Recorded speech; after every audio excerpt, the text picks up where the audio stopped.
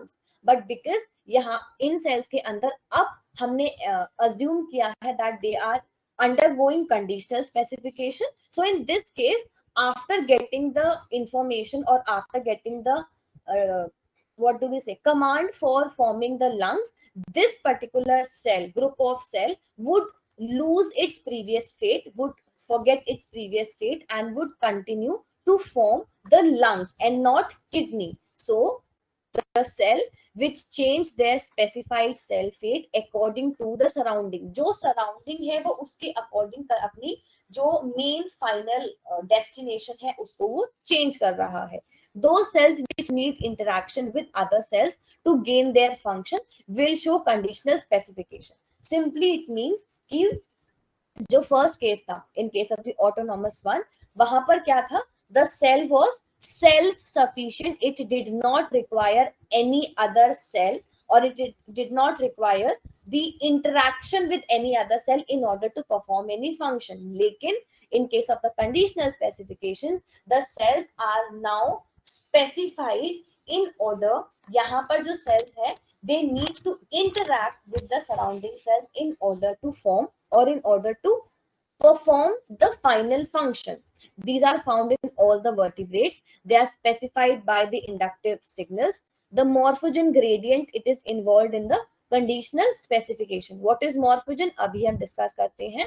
Here the prospective fate is greater than the prospective potency. Why? Because उसकी potency थी kidney बनाने की, लेकिन उसने fate क्या choose किया कि वो it would be forming lungs. So again this is an important point to remember. The next thing is the syncytial specification. So syncytial specification simply होता है nuclear divisions without the cell divisions. It results in the cytoplasm with many nuclei. Initially वहां पर conditional specification होगी and with time it would change into autonomously being specified. Now this was it. We have the types of cell specification.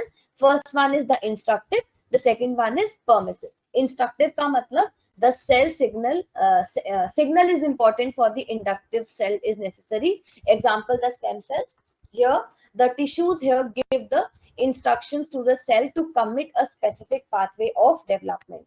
Permissive induction के अंदर tissue here provide the signal to an early committed tissue to start the differentiation. मतलब permission का मतलब है जो environment है वो उसको उस particular group of cell को permission देगा that you need to start working and you can do the work in the further steps. Now this was about it. We have the next term as morphogens. What are morphogens? Again previous years के अंदर बहुत बार इसके nature से question, इस particular point से question repeat हुए हैं. Make sure you remember about this. Now these are the basic units of developmental biology. That means पूरा developmental biology, जैसे पूरी body का basic unit is cell. अगर हम डेफ बायो के कंटेंट में देखेंगे, so the morphogens are the basic units. Why are we calling it the same way? क्योंकि मॉर्फोजेंस आर सिंपली वो केमिकल एजेंट्स जो हमारे सेल टू सेल इंडक्शन में हेल्प करेंगे, and cell to cell induction होगी तभी हमारा जो बॉडी है तभी वहां पर डेवलपमेंट होगी. सो इसीलिए हमने उनको basic unit of developmental biology बोला है. This could be a potential statement, maybe not in CSIR but in any other exam which you all like appear in. So make sure you remember about this. These are chemical agents that are able to cause or they determine the morphogenesis. Question to you is, what is morphogenesis? Anyone?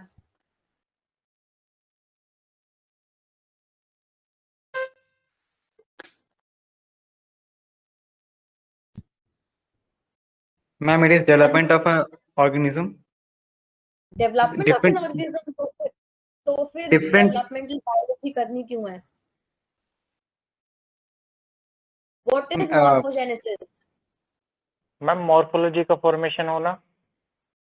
नहीं, कुछ interesting सा discussion बता, मतलब कोई important term बताओ इसके बारे में.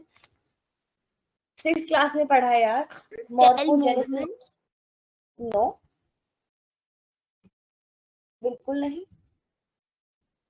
मॉर्फोजेनेसिस क्या होता है? Ma'am, differentiation of cells for forming different structures, organs.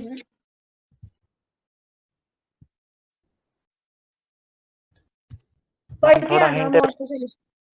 बच्चे 6th क्लास का क्वेश्चन है मॉर्फोजेनेसिस, पढ़ के आना। Morphogens are the signaling molecules. The response of the morphogens is dependent on the concentration. Again, very important term.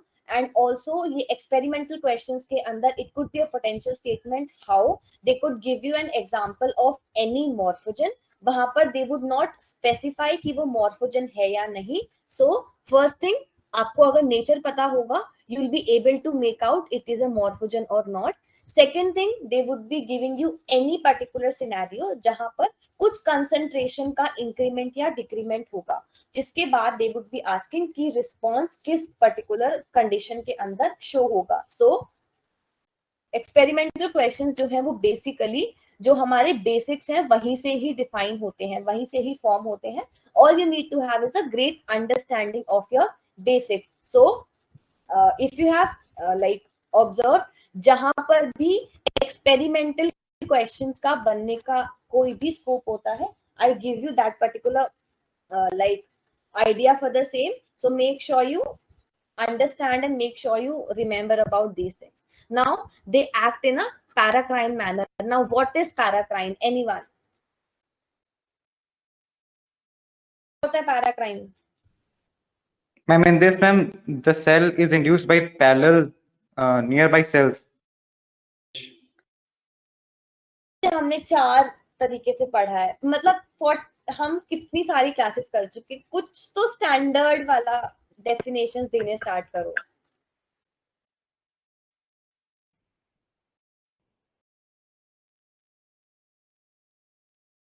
Ma'am, it is a communication, cell-to-cell communication, in which a cell gives off a induction signal, and through this signal, the adjacent or parallel cell will induce. Okay, paracrine का मतलब कोई और explain करेगा. सही बताया है आपने, लेकिन मतलब जितना सिंप्लीफाइड तरीके से मैं समझाती हूँ ना, अभी तक वो सिंप्लीफिकेशन आपके माइंड में ना लाइक वो अंडरस्टैंडिंग क्रिएट नहीं हुई है अब तक. मैम पैराक्राइन फैक्टर वो होगा जो एक सेल से थोड़ी डिस्टेंटली लोकेटेड सेल्स के ऊपर जाके फंक्शन परफॉर्म करवाएगा. इसको हम और सिंप्लीफाई नहीं कर सकते कि पैरेलली कोई सेल प्रेजेंट हो. लाइक मैंने आपको यहाँ पे याद करने का तरीका भी बताया था. पैराक्राइन मतलब पैरेलली प्रेजेंट होना. I am giving you the simple, मतलब हर मतलब अगर आपको कोई डेफिनेशन मैं याद करवा रही हूँ, सो यू कैन सी उसी वर्ड के अंदर आपको उसका मीनिंग बता रही हूँ. So see this is something you can apply in every topic and any topic. अगर आपको 50 या 100 टॉपिक्स कवर करने हैं ना, you need to find the meaning in the word itself, because final exam के अंदर दिमाग में बहुत बड़ी खिचड़ी स्टार्ट बनती है. सो अगर वर्ड के अंदर ही आपने अपने आंसर्स को छुपाया होगा, you will never ever forget. I am telling you, paracrine, autocrine, endocrine आपने यहाँ पर रीड कर लिया, आपको पूरा अच्छे से याद भी होगा. लेकिन जब एग्जाम के अंदर एक्सपेरिमेंटल क्वेश्चन आएगा, पैराक्राइन ऑटोक्राइन नहीं बना, मुझसे अब सारा की सारा बोल देना कि मैम आपने कुछ नहीं पढ़ाया. ये एग्जाम में होता है, इसीलिए जो वर्ड्स हैं उसी में से मीनिंग बनाओ एंड वहीं से अपने माइंड में वो निमोनिक सेट करो. Paracrine is very simple. मैं यहाँ पे लेक्चर नहीं दे रही, लेकिन I just want to make this thing clear कि अगर if you all are putting in so much effort in your examination preparation, try to keep it very simple in your mind. Paracrine जो parallelly react करे, that's it. जो दो sales parallelly present हो वो एक दूसरे को हेल्प करेंगे, या फिर पहला वाला दूसरे वाले को सिग्नल देगा, बात खत्म. उसके बेसिस पे कुछ भी क्वेश्चन आए एग्जाम में हम सॉल्व कर देंगे, लेकिन हमें पता है पैराक्राइन का मतलब पैरेलली एक्शन होना, बात खत्म. ठीक है. सो मेक श्योर कि आप हर क्वेश्चन के लिए, हर वर्ड के लिए उसका आंसर वही उसके क्वेश्चन में ही निकालें. ठीक है. Now set off the concentration gradient. The cell fate depends on the concentration of the morphogen. Cell fate का मतलब क्या होता है? Simple meaning, जो उसकी destiny होती है. बोलते हैं ना, every person have their own fate. They all have their own destiny. So जो सेल का फेट है, जो सेल को फाइनली अपना फाइनल वर्क करना है, it depends on the concentration of the morphogens. function dependent on the concentration. जो यहाँ line थी that it is dependent on the morphogen concentration, the response is dependent. Same thing, जो function है वो concentration पे dependent होता है. It spreads from the source location and then it develops the gradient. अभी जब हम ड्रोसोफिला को स्टडी करेंगे you'll understand this. जब हंचबैक दूसरी तरफ पोस्टीरियर की तरफ मूव करता है या जब वो एंटीरियर की तरफ वर्क करता है, सो वो it starts of with its gradient. मतलब ऐसा नहीं है कि वो सीधा यहाँ जाके वर्क करता है, उसका ग्रेडियंट धीरे धीरे धीरे धीरे इंक्रीज होता है. It spreads from the source location. जैसे कोई जूस का बॉटल या कुछ एकदम से किसी जगह पर नहीं पहुंचता. When it spills of it keeps on flowing from one location to the other. In the same manner, जो morphogens हैं, they spread from the source location and then they develop the gradient. It results in the differentiation of the cell fate and it provides the information. Talking about the nature, they are